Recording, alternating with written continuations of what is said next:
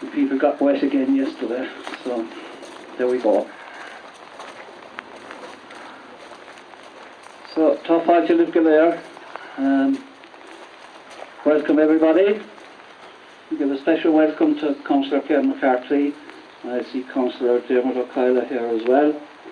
And Ian Sullivan, our old stalwart from Cobh Community for Change, always here to support us, and all fellow Republicans, and of course to Brian Ahern, relative of Captain James Ahern, who lies here. So to begin with, I would ask Brian please to step forward with the wreath.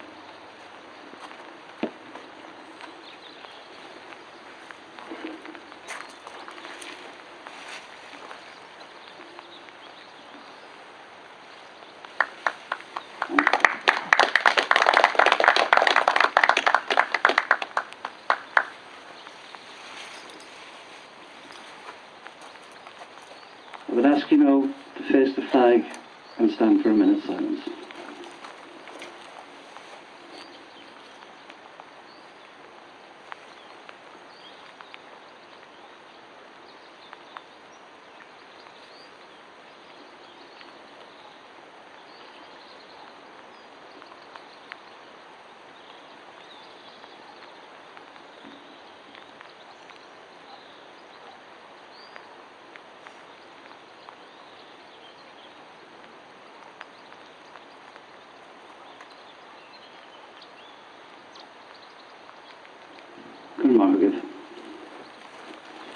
Now proceed with the reading of the proclamation. The proclamation of Public Ahern, the provisional government of the Irish Republic to the people of Ireland, Irish men and Irish women, in the name of God and of the dead generations from which she receives her old tradition of nationhood, Ireland, through us, summons her children to her flag and strikes for her freedom. Having organised and trained her manhood through our secret revolutionary organisation, the Irish Republican Brotherhood, and through our open military organisations, the Irish Volunteers and the Irish Citizen Army. Having patiently perfected her discipline, having resolutely awaited for the right moment to reveal itself, she now seizes that moment, and supported by her exiled children in America, and by gallant allies in Europe, but relying in the first on her own strength, she strikes in full confidence of victory. We declare the right of the people of Ireland to the ownership of Ireland, and to the unfettered control of Irish destinies to be sovereign and indefeasible. The long usurpation of that right by a foreign people and government has not extinguished the right, nor can it ever be extinguished, except by the destruction of the Irish people.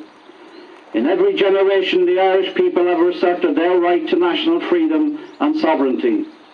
6 times during the past 300 years, they have asserted it in arms, standing on that fundamental right, and again asserting it in arms in the face of the world. We hereby proclaim the Irish Republic as a sovereign, independent state, and we pledge our lives and the lives of our comrades in arms to the cause of its freedom, of its welfare, and of its exaltation among the nations. The Irish Republic is entitled to, and hereby claims, the allegiance of every Irishman and Irish woman. The Republic guarantees religious and civil liberty, equal rights and equal opportunities to all its citizens, and declares its resolve to pursue the happiness and prosperity of the whole nation and of all its parts, and oblivious of the differences carefully fostered by an alien government which have divided the minority from the majority in the past, until our arms have brought the opportune moment for the establishment of a permanent national government, representative of the whole people of Ireland and elected by the suffrages of all her men and women. The provisional government, hereby constituted, will administer the civil and military affairs of the Republic in trust for the people.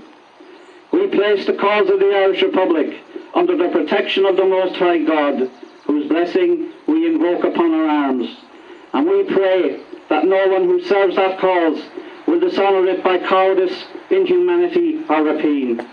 In this supreme hour, the Irish nation must, by its valour and discipline, and by the readiness of its children to sacrifice themselves for the common good, prove itself worthy of the august destiny to which it is called. Signed on behalf of the Provisional Government, Thomas J. Clarke, Sean McDermott, Thomas McDonough, Pádraig Pearse, Eamon Ceant, James Connolly, Joseph Plunkett.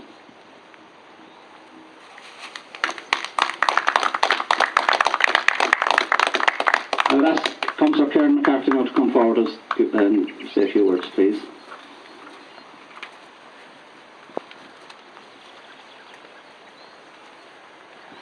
Thanks, Paul. We're just going to dwell a small bit on the history of all this. Many of you are well aware of the two lads who were buried here, James Ahern and James Glavin, and their two colleagues that were executed in Cork jail, Maurice Moore and Paddy O'Sullivan. And you'd also be aware of the other casualty of the Cobh company, Danny O'Halloran, who died later in the Civil War. But all of this started somewhere, and what I'm going to read out now is just a brief outline of what happened here in Easter week in Cobh. What you're about to hear is the words from the volunteers themselves from the day. The final arrangements for the rising amongst the Cobh company of the Irish Volunteers took place on Holy Thursday, when the local commander, Captain Mick Leahy, and his second in command, Seamus Fitzgerald, met with the brigade leader, Thomas McCurtain, at his Blackpool home. It is not clear the full extent of the orders that were given to Cobh officers or how much they were privy to the overall rebellion plans for the Southern Volunteers. But it is very clear from the events of the following days that both Leahy and Fitzgerald had their local company primed and ready for action by Easter Saturday. All the volunteers were under instructions to report for duty at the town reservoir on the Tay Road at 1 p.m. on Saturday, with all available weapons, ammunition and equipment. Early on Saturday morning, while in town, Mick Leahy bumped into local harbour pilot Michael Walsh, who informed him that some strange naval activity had taken place outside the harbour in the previous early hours, where an unidentified ship had gone down. Neither Walsh nor Leahy seemed to appreciate the significance of the news, that the ship they spoke about, and which went to the bottom with its full cargo of weapons, was the very one that the volunteers had planned to meet up with off the Kerry coast, thus providing an arsenal that was meant to supply volunteer units all over Munster and up the western counties to feed the rebellion there.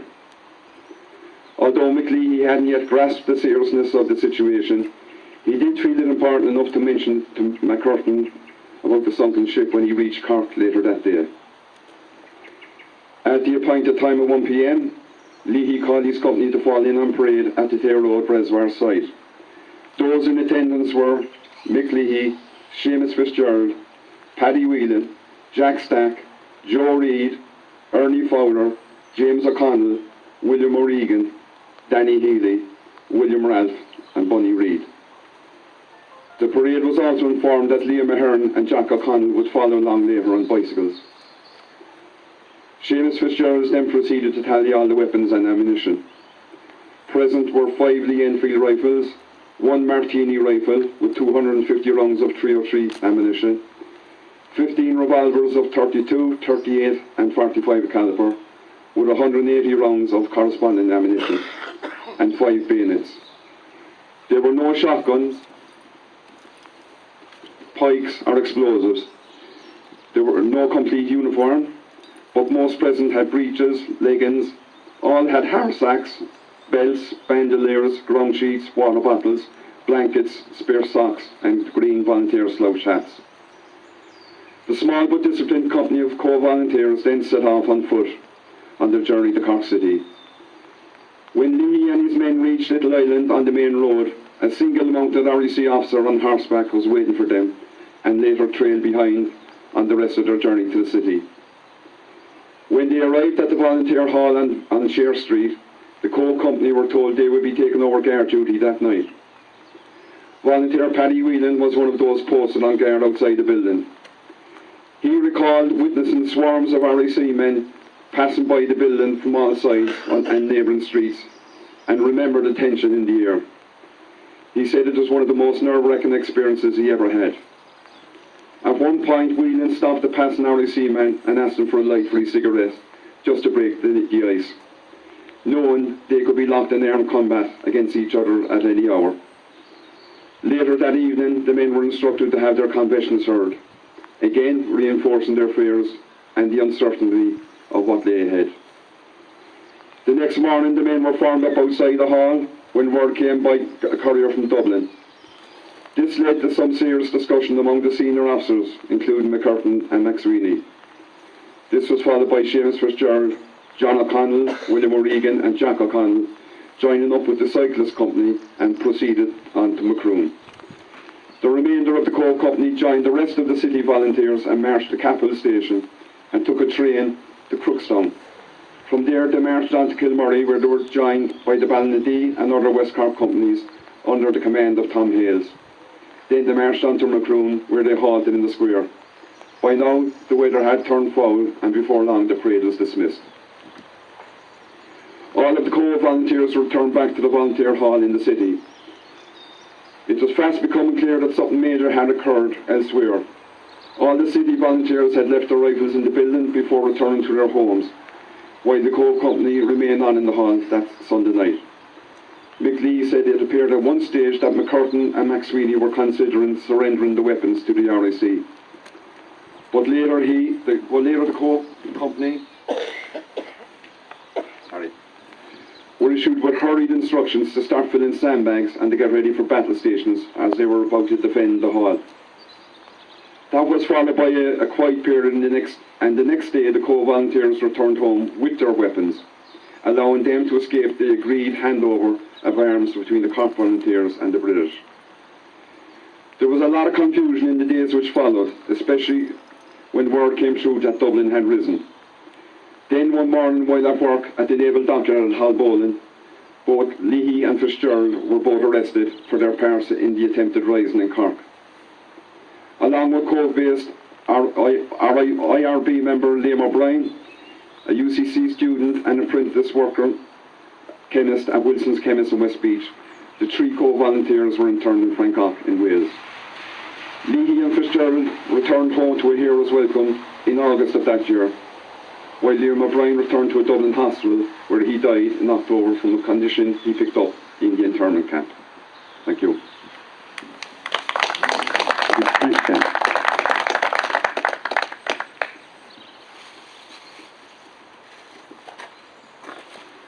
Clonmalt, February 22nd, 1921.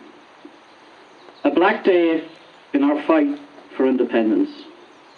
A force of British soldiers, black and tans, auxiliaries and RIC surrounded members of the East Cork Flying Column in a cottage in Clonmalt. What unfolded was one of the worst atrocities ever committed by the occupying British Crown forces in our land. At the end of the day, 12 volunteers lay dead, brutally murdered. Among them, Cobh men James Ahern and James Glavin, who lie in the cold grave here. Two other Cobh men, lifelong friends Maurice Moore and Paddy O'Sullivan, were arrested and taken to Cork. They were executed in Cork jail on April 28, 1921. Going back a few years, as Kieran mentioned, Liam O'Brien, who was born in Mitchelstown but lived in Limerick. As Kieran mentioned, he was taken to Francoch. He was released in July. He died in November 1916. As we remember them all, we also remember young Joe Reid, who died in 1919. He was preparing for the firing party of his friend Seamus Courtney. When the gun went off accidentally, he died a few days later. Seamus Courtney himself was a young Fianna officer who was in Cork jail, was on hunger strike. The British got afraid because of his age, released him, but it was too late. He died shortly after his release. Thankfully, in 2016, his grave has been found in Mounstown, and there now is a monument to that young man.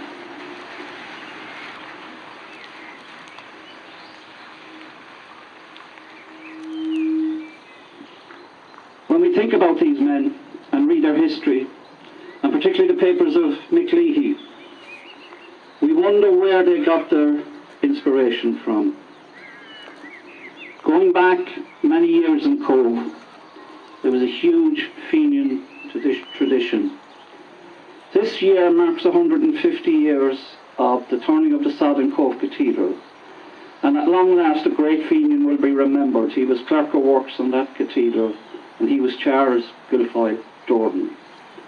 He was a leading IRB man, a leading Fenian, founder member of the United Brethren of St. Patrick, where he first came to prominence when he organised the funeral of Bellew MacManus, who led to the rebellion of 1948. In 1867, Guilfoyle Jordan was second in command to William Halpin in the Fenian Rebellion, after which he had to flee to France, returning a few years later, where he finished the work on Cobh Cathedral. Among many things, he was Secretary of Conradh Gaeilge, Chairman of Cork Sinn Féin branch in 1907, the year Sinn Féin was formed. He organised the Catalpa rescue. When 7 Fenian military were released from Fremantle, Charles Jordan had organised a ship called the Catalpa. They managed to rescue the men. Another Cobh man was heavily involved in that, and it's well documented, and his name was Tom Desmond. He organised the Manchester martyr ceremonies not long after that event, read the eulogy to these people each year. One of his greatest friends was Captain William Mackey Lamassney. He took over the Monnick Tower out in Fota, which was the only Martello tower ever to be taken over in Ireland. William Mackey, unfortunately, died when the dynamite went off on the boat as he rowed across to blow up London Bridge, as he rowed across the Thames. J.P. Leonard was another of his friends who was known as the Irish ambassador in Paris. J.P. Leonard was from Spike Island. Thomas Francis Marr, who flew the first tricolour, said the first time he saw it was when J.P. Leonard gave it to the general in charge when the Second Republic of France was declared in 1848. The point of all of this is that Mick Leahy tells us their inspiration came from the whole rejuvenation of Irish culture, Irish language, Conradh na Gaeilge, going to Cayley, and what have you.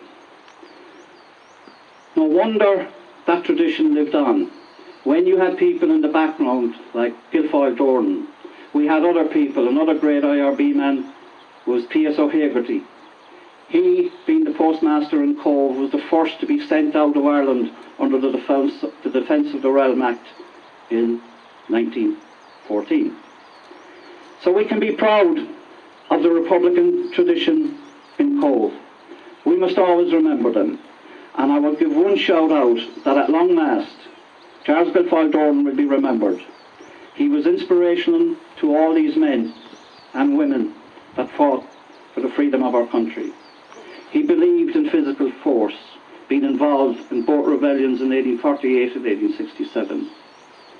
At long last he will be remembered, and on the 28th of April, which is on a Saturday at 3:30, a stone will be unveiled inside the gate of the cathedral to this great man, and some of his relatives will be there.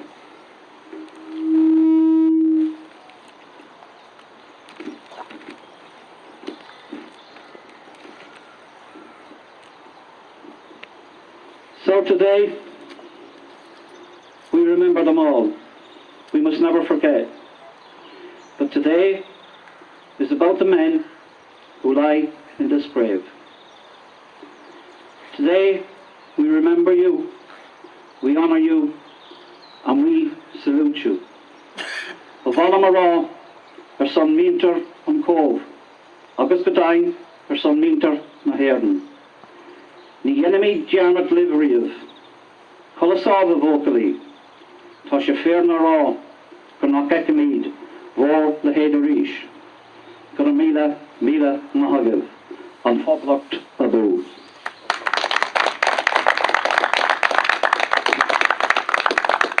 So I think that's about it for this year. Thank you everyone for coming. As I mentioned, and Kieran has read some of the documents of these men themselves, it's good that we inform ourselves of the whole thing and see where the tradition came from. I was just looking this morning that in 1921, of all the companies and of all the volunteers just before the truce, there was 221 volunteers, active volunteers in the Cobh, higher than any other part of East Cork. So we should bear that in mind. But when we think about what these men suffered, and the women of Cobh suffered, and the generations before them, we understand what their motivation was. Thank you very much.